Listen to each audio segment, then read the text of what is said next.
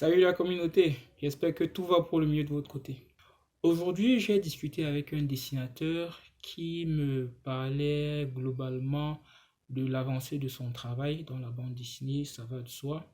Et il me faisait savoir que il est toujours en train d'apprendre à dessiner, ou du moins, pas apprendre entre guillemets, donc de parfaire son dessin en gros, quoi. Et actuellement, il a une petite bande dessinée qu'il est en train de faire, mais entre-temps, comme j'ai dit, il veut continuer à améliorer son dessin, ce qui est très bien. Le problème qui se pose est que je vais pas dire qu'il se plaint, mais il a l'impression de n'être pas au niveau. C'est comme ça que je lui ai demandé de me montrer à peu près à quoi ressemblent ses dessins actuellement. Donc, quand je vois ces dessins, je me dis, mais attendez, avec ce niveau-ci, il pourrait faire beaucoup de choses. J'en connais plein qui, même avec le dixième de ce niveau-ci, sont en train de faire, du moins, sont en train de faire le bande dessinée et ils avancent, quoi. Donc, le problème n'est pas vraiment, le problème ne se situe pas au niveau de je ne sais pas bien dessiner, mais plutôt au niveau de est-ce que je veux vraiment me lancer? Et c'est le sujet qu'on va aborder dans cette vidéo. La peur de se lancer sous prétexte que le dessin n'est pas assez bon. Bien. Déjà, il faut comprendre une chose. Euh, Si vous, personnellement, vous dites que mon dessin n'est pas assez bon, je dois l'améliorer, ok, ça c'est une chose. Mais si c'est quelqu'un d'autre qui vous dit à vous que votre dessin n'est pas assez bon et c'est par rapport à l'avis de cette autre personne que vous voulez continuer à améliorer votre dessin, là on a un problème. Il faut comprendre une chose. L'artiste crée et le spectateur commente. Et il n'y aura jamais une œuvre qui va faire l'unanimité. Ça, vous pouvez en être sûr. Vous présenterez une œuvre à trois personnes différentes que chacune d'entre elles vous dira modifie ci, modifie ça, modifie ça. Et une fois que vous aurez fait toutes les modifications, chacune toujours de ces mêmes personnes va critiquer la modification que l'autre a apportée sur une décision. Donc à ce moment-là, on va se trouver dans une boucle infernale et vous n'avancerez jamais. Ça, c'était d'abord la première chose, la base qu'on va mettre. Maintenant, essayons d'entrer un peu pour voir quelles sont les raisons qui peuvent susciter cette peur du lancement, cette peur de, ou du moins, je vais même pas dire peur, parce que peur, bon, c'est un peu trop. Oui, peut-être d'un côté, il y a la peur, mais d'un autre côté, il y a surtout beaucoup plus d'hésitation et beaucoup plus, voilà le terme, de manque de confiance en soi. Donc, de se dire que peut-être que mon œuvre ou ce que je suis en train de faire ne va pas plaire à l'autre. Voilà, donc essayons un peu de comprendre d'abord le pourquoi et trouvons des voies et moyens pour, du moins pour dépasser cela et véritablement avancer sur le travail parce qu'au final, si vous voulez faire, du moins faire dans la bande dessinée, il faudra un moment ou un autre que vous compreniez que la vie de l'autre reste la vie de l'autre et c'est vous qui devez émettre votre propre avis avec votre œuvre. Bien. Quelle situation peut pousser un auteur malgré son talent, à ne pas avancer. Disons ça clairement, à ne rien faire. Mais juste dire que je veux apprendre à dessiner. La première des choses, c'est l'environnement familial. C'est vrai que les choses sont en train de changer peu à peu et la tension ou la pression qu'il y a autour de l'auteur qui est en train de dessiner les parents lâchent un peu du lest et commencent petit à petit à accompagner. Mais ce n'est pas toujours le cas partout. Et il peut se trouver que malgré les efforts que vous faites pour avancer, pour montrer votre passion et votre travail, ça ne satisfasse toujours pas votre entourage. Et qu'on se le dise, hein, les premiers, on va dire quoi? Les premières appréciations qu'on a de nos œuvres viennent des plus proches. Donc, si déjà dès la base, on est sans cesse critiqué, bon, peut-être critiquer c'est un trop gros mot, mais on ne donne pas le minimum d'appréciation pour éveiller justement cette confiance en soi dont je parlais tout à l'heure. Il se trouve qu'avec le temps, les dessinateurs qui justement n'ont pas déjà cette aptitude, c'est-à-dire que, du moins, parce que chacun a son chacun, hein. D'autres peuvent avoir, on va dire quoi, une aptitude innée à toujours dire que je vais de l'avant, mais d'autres, il faut tout de même qu'on donne une pousse initiale, quoi, pour dire que oui, tu peux y arriver, pour que ça le galvanise et ça le pousse à se dépasser. Du coup, pour cette catégorie-là, forcément, quand on est dans un environnement où, malgré toute la bonne volonté, malgré tous les efforts, soit ça se termine par laisse ça, soit ça se termine par une critique, soit ça se termine par bon, il faut toujours arranger ici ou ça, ici ou ça. Finalement, ça peut engendrer dans l'esprit un blocage dans le sens où si il trouve que ce n'est pas bon, ça veut dire que je ne peux pas encore. Si il trouve que ce n'est pas bon, ça veut dire que je ne peux pas encore. Et au fur et à mesure qu'on avance, forcément, ce qui était pris peut-être comme, on va dire quoi, un petit problème qui pouvait être géré juste avec un non, vas-y, du courage, ça va aller, va se transformer après à non, vraiment, je sens que je ne peux toujours pas, je ne peux pas y arriver. Du moins, on va commencer à avoir justement cette impuissance apprise qu'on nous a fait depuis l'enfance que non, c'est pas bien, il faut toujours mieux faire, machin, truc là, mais jamais une appréciation minimale pour pouvoir faire booster. Et ça, c'est peut être l'une des causes pour lesquelles un auteur peut ne pas se lancer ou du moins peut freiner l'élan dans l'évolution. Ça, c'était un point. Le deuxième point pourrait être maintenant l'auteur. Bon, déjà, le premier point, c'était il y avait un peu de l'auteur. Mais le second point pourrait aussi être l'auteur lui-même dans le sens où l'auteur est une critique amère de lui-même. C'est-à-dire que tout ce qu'il fait, il juge que c'est pas bien. Bon, je ne sais pas si c'est quelque chose qui découle de la première, mais il se trouve qu'il y a certains auteurs que qu'importe ce qu'ils font, ils trouvent que c'est pas bien, qu'ils peuvent faire mieux, et puis ils se trouvent à tourner, tourner, tourner, et puis on voit quelqu'un qui a du talent, mais ne veut pas se lancer. Bon, je sais pas. Peut-être cette personne ne veut pas faire vraiment dans la bande dessinée ou on l'a juste mal orienté pour dire que je veux faire de la bande dessinée, mais en fait, c'est pas de la bande dessinée qu'il veut faire, mais c'est peut-être autre chose qui ne nécessite pas une inférence de sa part, donc c'est-à-dire une création de sa part, mais juste une exécution. Parce qu'il y a aussi ça. Il y a quelqu'un qui sait dessiner, mais il se met dans la position de je veux créer, pourtant il n'a pas forcément les aptitudes de créer, ou encore pire, il ne se met pas dans les conditions de celui qui peut créer.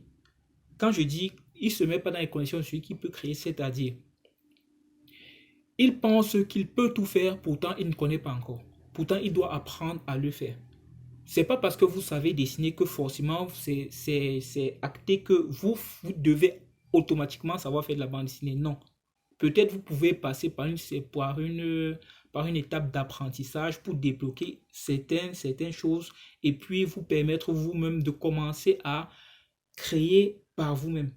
Et pour ça, il y a plein de solutions. Soit vous vous associez à des personnes qui dessinent, soit vous redessinez certaines choses, soit vous prenez l'histoire de quelqu'un, vous refaites à votre manière. Et du moins, il y a plein de choses. Du moins, ben, pour le moment, on parle d'abord des sources des problèmes et on va arriver sur comment les solutionner. Donc, passons par certaines idées. Donc, ça, c'était par rapport à l'auteur qui est son propre frein, son propre blocage. Ok, je vais m'arrêter pour le moment sur ces deux points-là, mais probablement il y en a d'autres.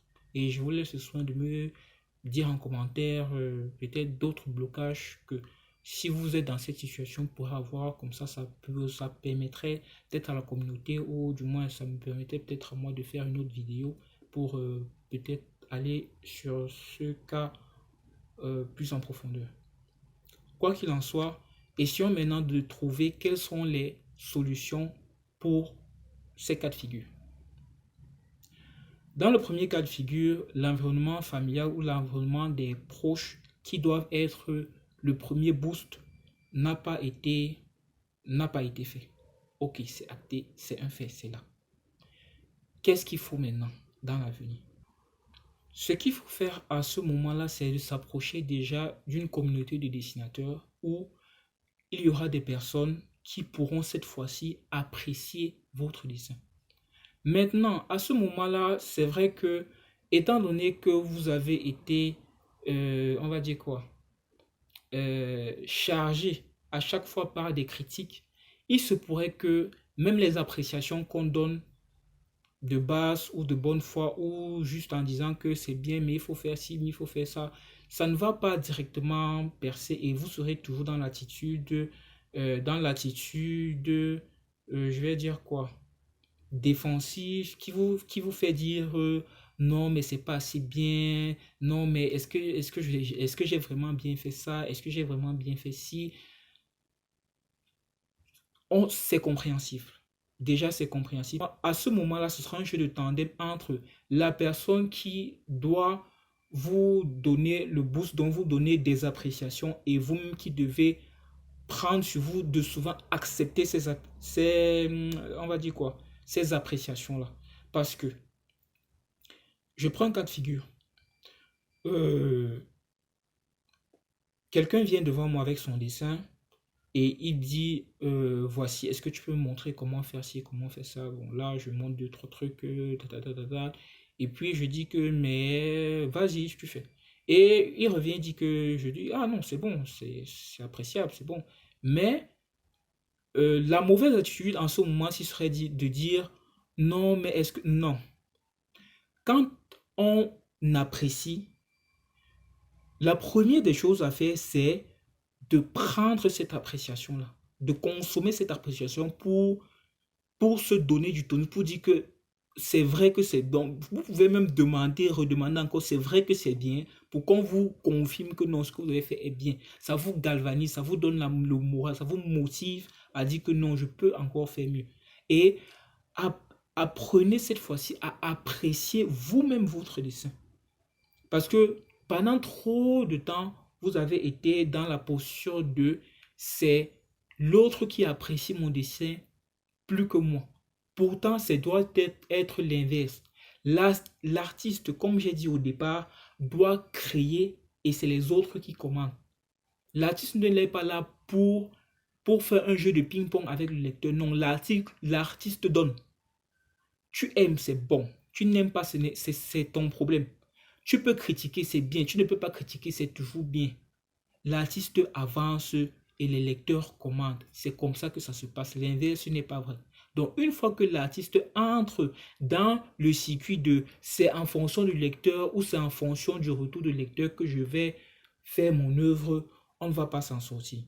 Pas pour dire qu'il ne faut pas écouter les critiques ou autres, non. Mais juste que c'est l'artiste qui émet et le lecteur reçoit pour discuter maintenant et faire ce qu'il veut après. Ok, je ne vais pas être plus long que ça. Je vais juste résumer cette petite vidéo en ces quelques mots. 1. Toi l'artiste, tu es le premier fan de ton propre dessin. Apprécie ton propre dessin plus que personne. Parce que si tu l'apprécies, tout le monde va l'apprécier. 2. L'avis des autres est important mais pas absolu. Tu peux t'en passer si ça gêne ton avancement. Toutes les avis toutes les avis ne sont pas bons à prendre. Donc, prends l'avis qui te permet d'avancer.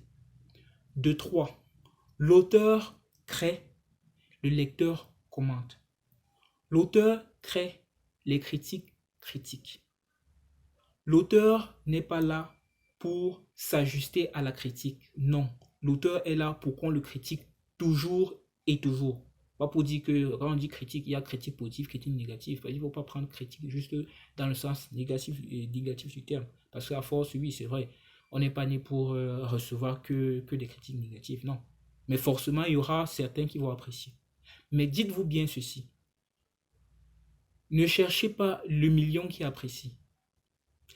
Même s'il n'y a qu'une seule personne qui apprécie votre œuvre, ça veut dire ceci. La personne a compris ce que vous vouliez véhiculer dans l'œuvre. Et vous devez apprécier cette appréciation, pour le dire ainsi. En le faisant, vous donnez de la valeur, ou du moins vous donnez de l'énergie et de l'âme même à votre œuvre que vous êtes en train de faire. Parce que c'est aussi une question de donner de la vie à une œuvre. Si l'auteur lui-même n'est pas, n'est pas convaincu ou n'a pas l'âme à faire son œuvre parce qu'il sent son œuvre, alors il y a de fortes chances que le retour sera potentiellement négatif. Parce que c'est l'émotion que tu émets dans ton œuvre qui touche le lecteur qui va te lire et qui va permettre de scinder ceux qui te comprennent, ceux qui veulent vraiment, du moins, ceux qui épousent l'idéologie que l'auteur veut développer dans son œuvre. Et c'est à partir de ce moment-là que vous commencez à toucher votre public et le public à ce moment-là vous donne ça en retour. Donc, sur ce, tout ce que je peux vous dire, c'est prenez confiance en vous. Votre dessin n'est pas plus mauvais que certains, des créateurs qui sont ici dehors. Non, loin de là. Vous pouvez y arriver. Donnez-vous juste cette chance de dire, ok, je peux quand même faire quelque chose. Je ne peux pas tout faire, mais avec le peu que je peux faire, essayons déjà de faire. Quand vous allez commencer, vous allez continuer. Et à chaque pas, vous allez peut-être trébucher, ça va peut-être être mauvais, mais au moins vous aurez engrangé de l'expérience pour continuer et encore et encore et encore. Et un beau matin, vous allez vous retrouver que vous avez même déjà dépassé ce que vous espériez en fait. Donc les gars, bossez. Les gars et les go, elles sont aussi nombreuses actuellement. Donc, bossez fort et charbon est blanc. Ciao.